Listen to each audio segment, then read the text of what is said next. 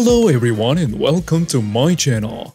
My name is Crown and today we are going to have some more stories that I hope that you will enjoy. But before we start, it would be so much appreciated if you would subscribe to the channel, like the video if you enjoyed it, and maybe leave a comment down below. These simple clicks would mean a lot to the future of this channel and really reward the effort that I put in every day. And now, without further ado, let's go! Let me start off with a backstory. I come from a long line of firefighters.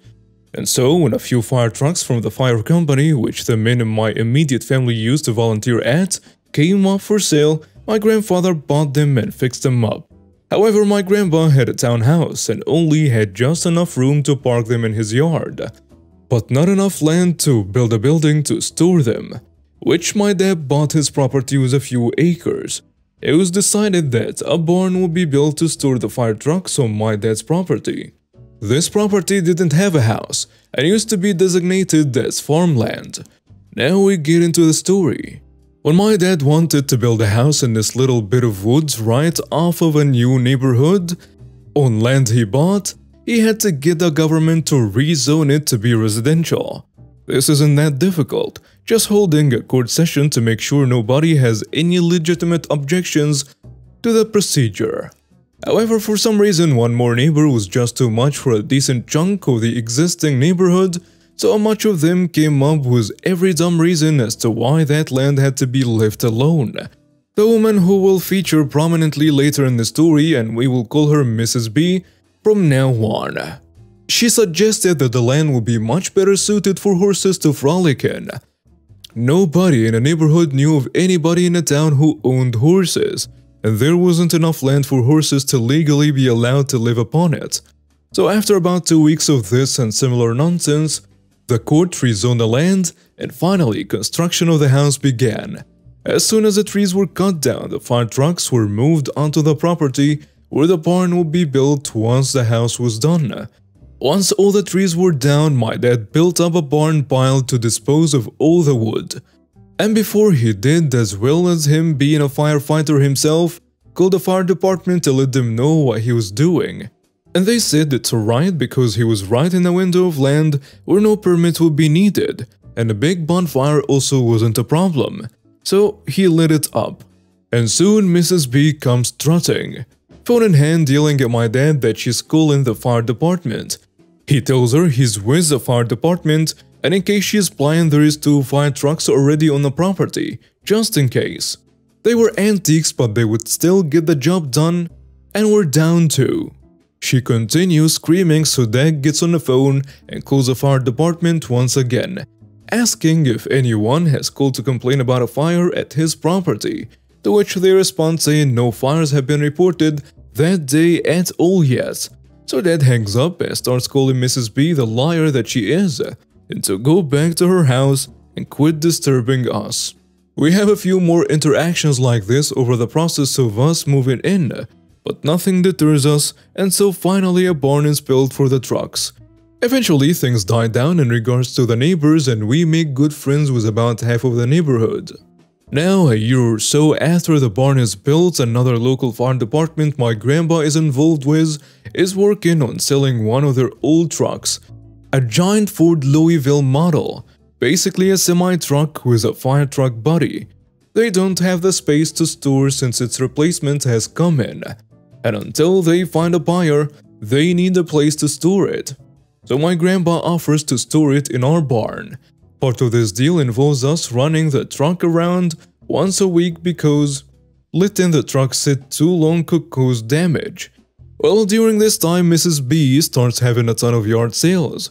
We noticed a few people parking on our lawn during this, not like one tire on the grass or something. No, there are people using our yard like it's a parking lot. We always try to ask people to move because it's our own lawn after all. But yet it keeps happening. One day we learn why Mrs. B keeps telling people to park on our lawn. We figure a good solution to this is to put up a sign that's been spray painted to say no parking in big black letters, clearly legible so everyone knows. Our lawn stops being used as a parking lot for a bit, until one day Mrs. B decided to march on over, rip the sign off its post, ripped the post out of the ground. It was all temporary, so it was just temporarily duct taped together and pushed into the ground a little, and proceeded to throw into what's left of the woods behind our house. My parents were furious. People began parking in the lawn the way they used to again the next day. And this is when my dad comes up with a genius plan. He puts the sign back up, but he's not done. It's just that time to take the Ford around the neighborhood. My dad has been driving trucks like this since he's had his license, so he knows just how to get it to do what he wants it to do. He takes it out, goes up to one end of the neighborhood, turns around and starts heading back. This truck had a 10-speed manual transmission, and in this half-mile-long stretch of road, he got the diesel motor into ace, waited until just before he reached Mrs. B's house, and by the time he had reached the edge of her property, the truck was in third. Now this truck was diesel-powered, and all that slowing down makes the truck roll some serious coal. With the exhaust pointed straight at the yard sale on a relatively calm day. Needless to say, while nothing looked all that bad, maybe a little darker than before, the worst part was the smell. Diesel fuel stinks really bad when it's been coal rolled. Within a few days, everything left from the yard sale was packed up into garbage bags and was sitting next to her trash can. She might have tried to call the cops, but would the cops even acknowledge her if she told them that her neighbor's fire truck drove by spewing black smoke all over her yard sale items, ruining them? I don't think so. After this, not only did she leave us alone, she stopped having yard sales altogether. So point being, since Mrs. B was horrible to us that whole time, we've owned property in the neighborhood. We cost her hundreds if not thousands of dollars she could have made at that yard sale, and any other she might have had in the future. Growing up, taking care of the house was my responsibility. From the age of 4 until I left, my dad worked 2 jobs and was exhausted, while my mother was just a flat lazy witch. Literally anytime my dad went off on her for not doing what she was supposed to be going around the house, she verbally and physically abused me behind closed doors, blaming me for having not done them for her. The stress left me sick quite often, and I got sick pretty much every other month by the time I moved out the first time.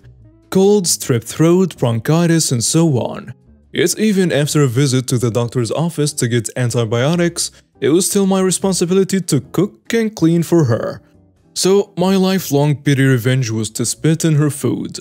I learned early on that not rockets were hard to break down outside a creamy dish, so it was usually just plain spit. But I didn't mind dropping her food on the floor, which was a pretty gross floor, given that cleaning had been my responsibility since I was 4. And she was never the wiser. But she could never understand why she always got sick so fast, why it spread through the family so quickly. Sometime after I moved out, we got into an argument about my treatment growing up. She always says she did most of the work, that I never had to do anything around the house until middle school. Hell, I was so told she might actually believe that. And that I was a liar. I'm like, what about the dozens upon dozens of times I remember cooking for you with strep throat? She laughed in my face and said to me with a cocky smile that never happened, since she thought I could improve it. So I say, so you never wondered why it spread so fast when I got sick? I spit in your food for 12 years, woman. She sputtered for a few moments, turning white as she realized. It felt so good when I left that day. I should add she always wanted to blame my immune system problems on my brief stay in foster care. When I moved out, I went from getting sick maybe 6 to 8 times a year to getting sick only twice in a period of 3 years. My immune system was fine. And to answer some of the questions from the original post, my dad turned out to be entirely unaware of how I was treated while he wasn't around. Literally, I watched the man weep in court when he heard all the things my mother had done to me. He just wasn't home, wasn't there, and now tries so much harder to be a part of my life. I recently had to move back with them, and he's taken absolutely none of my mother's nonsense. And he made it clear I don't have to do a damn thing. especially not for her.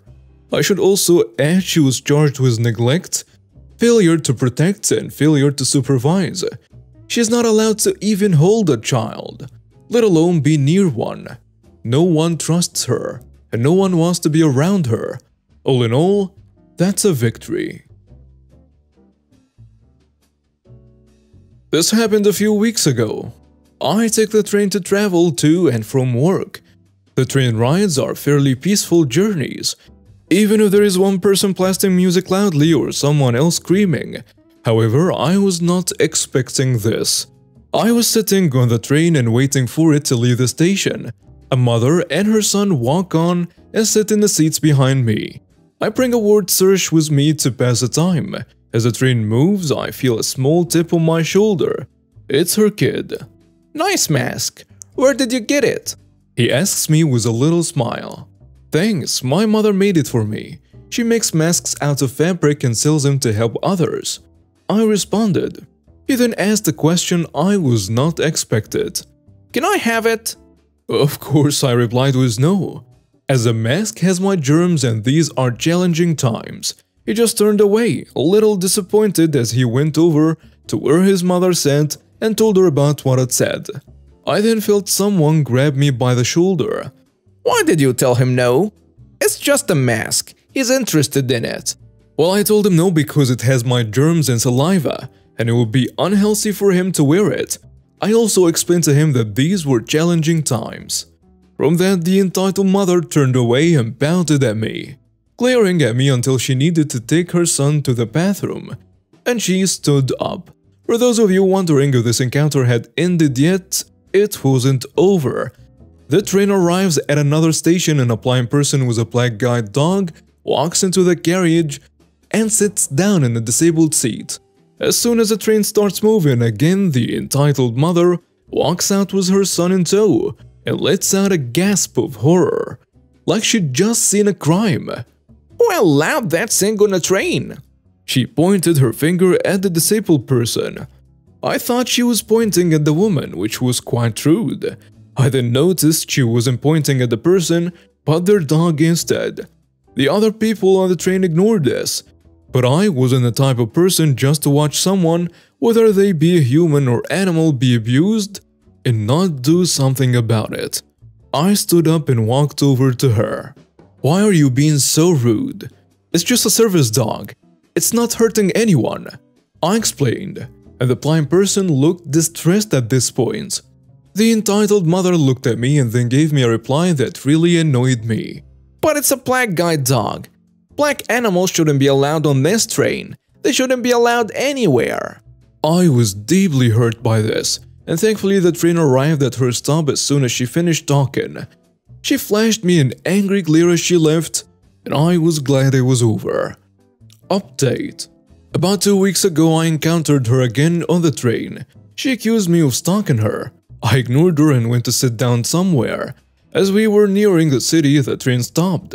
I assumed there was another train at the station, or another train was crossing onto the tracks. The entitled mother got up and pressed an emergency help button. The operator answered and I saw her take a deep breath. "Why is this train stopping? My son has an appointment in an hour, and we will be late because of you. Move this train right now and get me the manager." She practically screamed into the recording device. As I watched this, I honestly thought that she was high. She wasn't behaving this erratically during our last encounter, and I hope her kid is alright. I haven't seen her since and never want to again.